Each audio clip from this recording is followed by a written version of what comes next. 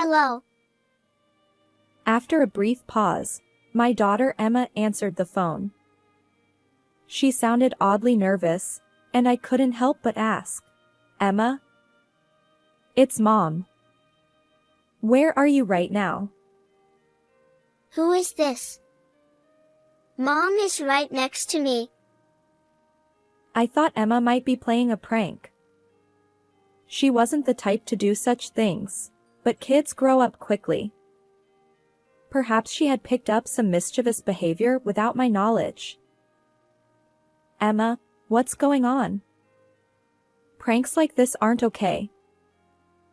It's not a prank. Mom is here next to me. My mom, she's gone. Then who is this a mom? Mom is my new mom. With those words, everything became clear. My name is Natalia. I'm currently a freelance writer. I married my husband, Miles, 7 years ago. 2 years later, we welcomed our daughter, Emma. Emma is incredibly adorable, and Miles and I have poured endless love into her. Despite our occasional arguments, it's safe to say that Emma has held our marriage together. I believe we'll continue living together until Emma grows up, even if it means arguing along the way. Mom, how are you feeling? Don't worry, I'm fine. Just a little tired. But there was one thing weighing on my mind, my mother back home. My father passed away a few years ago, leaving my mother living alone. She always respected my father, standing quietly behind him with a gentle smile. She left an impression of strength. However, after my father's death, my mother's health began to decline. I constantly worried about her. If only I could visit home more often, but it's quite far from where we live. Whenever possible, Emma and I went home to my parents' house, and when it wasn't, I checked in with her over the phone. Since I'll likely be able to come home this week, if there's anything you need, please let me know. You don't have to worry so much about me. As my mother said this while smiling, she seemed quite frail, and an unpleasant premonition lingered in my mind. Unfortunately, that premonition turned out to be true, and soon my mother spent even more time lying in bed. Around that time, it became difficult to visit home in sync with Emma's nursery schedule. I started making solo trips back home, leaving Emma in Miles' care. Sorry to bother you, but can I ask a favor? Despite feeling apologetic, I asked Miles in that manner. However, he always responded with a disapproving expression. I work at the office every day, and I'm exhausted. Yes, I understand. But I'm worried about my mother. Just because you're worried about your mother, does that mean you can neglect your duties as a wife? It's not like that. Miles sighed conspicuously. While I understood Miles' perspective, I couldn't help but think that since we were family, we should support each other. After all, I wasn't a stay-at-home mom. I worked as a writer and sometimes had to travel for assignments. It wasn't just Miles who faced challenges. But then, something unexpected happened with Miles. Leave Emma to me. Huh? I've been thinking. You're working so hard. Besides, taking Emma with you every time you visit your parents' home must tire her out. Well, yes. And since you're a freelancer, you have more flexibility alone. It's more practical for me to take care of Emma. That makes sense. For some reason, Miles enthusiastically volunteered to look after Emma. I was taken aback by his sudden change. I wondered if I could truly entrust Emma to him. But Miles had always adored Emma, and at that time, my mother's health was deteriorating significantly. So, I decided to leave Emma in his care until my mother's condition improved a bit. In hindsight, that decision was a mistake. Now, all I feel is regret. After that, I became extremely busy, spending more time on work-related trips and at my parents' house than at home. The act of carrying my laptop while visiting my mother was quite burdensome, but thanks to Miles taking care of Emma, it became much easier. However, during that time, something seemed off with Emma. "Emma, what were you doing today?" I was out with Dad. Since Miles started looking after Emma, she began acting strangely distant toward me. When I asked her anything, she avoided eye contact and nervously answered. I wondered if Miles had influenced her somehow, but when I asked Emma, she simply replied, "It's nothing."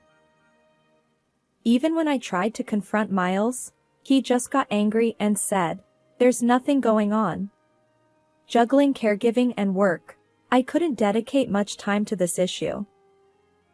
Besides, Miles seemed oddly intent on keeping Emma away from me. Something must be going on, I thought, but I couldn't take action. Then, one day, I received a sudden call. My mother had collapsed. It was a stroke. Ironically, it happened the day after I returned home from visiting my mother. I rushed back to her house. Fortunately, someone saw my mother collapse in a public place, and she was quickly taken to the hospital.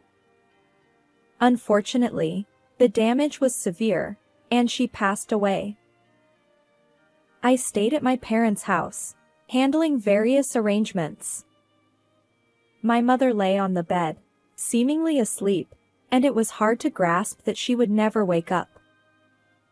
But the reality was that she was gone, and time moved forward regardless of my feelings. When everything was prepared, I contacted Miles to attend the funeral. Can I skip it? What? I have an important job the next day. It's a family funeral. Can't you take a day off if you explain the reason? She wasn't my parent. Why would you say that? You're so annoying.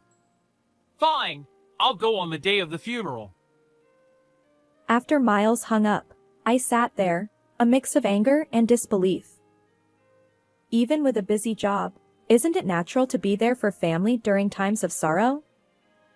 Miles had hesitated even about attending the funeral. Naturally, Miles didn't help with the preparations. Instead, my aunt and her daughter and her husband volunteered to assist on the day of the funeral. There were many things I didn't understand, and I would have been lost on my own. Thanks to them, I managed to complete all the arrangements, but I felt utterly exhausted. I'm incredibly grateful to my aunt's daughter and her husband, even though they were practically strangers. As for Miles, he arrived just in the nick of time for the funeral and left immediately afterward. Whenever relatives asked about him, I'd vaguely smile and say, "He's a busy person." After the funeral, I planned to return home right away. I felt I needed to resolve things with Miles. However, there were numerous tasks related to my mother's inheritance and changing the property title. Ultimately, I couldn't return home for several days. When I finally got back home, I couldn't believe my eyes. What? My house, which I hadn't visited in a while, felt eerily empty. It seemed like no one had been there for quite some time. I checked inside, and to my surprise, all of Miles' belongings and household items were gone. What is going on? I searched every room. Emma's belongings were also missing. Panicking, I contacted Emma. I had given Emma a child-friendly smartphone. I had reservations about letting a 5-year-old have a phone, but as a freelance writer, I occasionally traveled for interviews. Miles also worked, leaving Emma alone at times. Having a means of communication was essential in case of emergencies. So, Emma had her own smartphone. Hello. After a few rings, Emma answered the phone. She sounded oddly nervous, and I couldn't help but ask, "Emma?" "It's Mom." "Where are you right now?" Who is this? Mom is right next to me. Huh? I thought Emma might be playing a prank. She wasn't the type to do such things, but kids grow up quickly. Perhaps she had picked up some mischievous behavior without my knowledge. "Emma, what's wrong? Pranks like this aren't okay." It's not a prank. Mom is right next to me. My mom, she's gone. In Emma's tearful voice, I suddenly realized that something unimaginable might be happening. For now, I needed to calm Emma down and find out about Miles. Emma, it's okay. Can you tell me calmly? How is Dad doing? Dad is at work. He's working for Mom and me. Then who is this a mom? Mom is my new mom. With those words, everything became clear. Miles suddenly taking care of Emma was all connected to this. And I could speculate that Miles had influenced Emma and taken her away. I focused on dispelling Emma's misunderstanding. Fortunately, Emma didn't fully believe what Miles had told her, and she listened to my words sincerely. Her distant behavior during the call was because Miles had deleted my contact information from her phone. I was furious at Miles for such cruel actions. Are you truly my mom? Yes. Don't worry. Please wait. I'll come get you. Yes. After ending the call with Emma, I immediately dialed Miles. He didn't answer right away, likely busy with work, but I persisted. Eventually, he picked up. What? I'm working right now. Hey. What did you do? You're so annoying. Where are you right now? Oh, so you finally noticed. You've been busy taking care of your mother's house since you've been completely absorbed in your mother affairs. But it was my mother's funeral. You never helped, and... There's a limit to everything. Besides, your mother wasn't my parent, so I don't owe her any assistance. Miles continued with a sigh. You don't do any housework or cooking, and Emma is entirely my responsibility. You're not a good wife. What are you saying? I'm preparing for a divorce. I plan to find a better wife than you and remarry. I've decided to sell the house too, so get rid of your stuff. I was left speechless. Certainly, I may have neglected some household chores and childcare due to caring for my mother. But isn't that understandable? Besides, it's not like I did nothing. When I was at home, I tried to handle household tasks as much as possible for Emma and Miles, all while juggling my work as a writer and looking after my mother. Miles' words were incredibly harsh considering all this. And on top of that, he referred to my mother as a stranger. His behavior was beyond unacceptable, and I resolved firmly to break up with Miles. After ending the call, I immediately started preparing for the divorce. Miles seemed to imply that it was my fault we were divorcing, but that couldn't be further from the truth. I had valid reasons for being away from home. Moreover, Miles hadn't contributed significantly to my mother's funeral, and if his recent words were any indication, he had been unfaithful during the time I was at my parents' house. Clearly, he was in the wrong. Additionally, Miles mentioned his intention to sell our home. Yet, this house was in my name. We had purchased it using the inheritance I received when my father passed away. At the time, I was pregnant and considering moving to a family-friendly apartment. So, I used the lump sum to buy the apartment outright. Even though we were married, the inherited assets were mine alone. Originally, I hadn't planned on divorce, so I didn't see any issues. But now the situation had changed. Upon investigation, I discovered that all the real estate documents that should have been at home were missing. Unbelievably, Miles had taken them and used our home as collateral. This was undoubtedly criminal behavior. I hired a private investigator. The facts gradually came to light. While I was caring for my mother at my parents' house, Miles had been cheating all along. And he had done so with Emma in tow. It appeared that Miles had convinced Emma that Mom had abandoned Emma and manipulated her into accepting the affair partner as her new mother.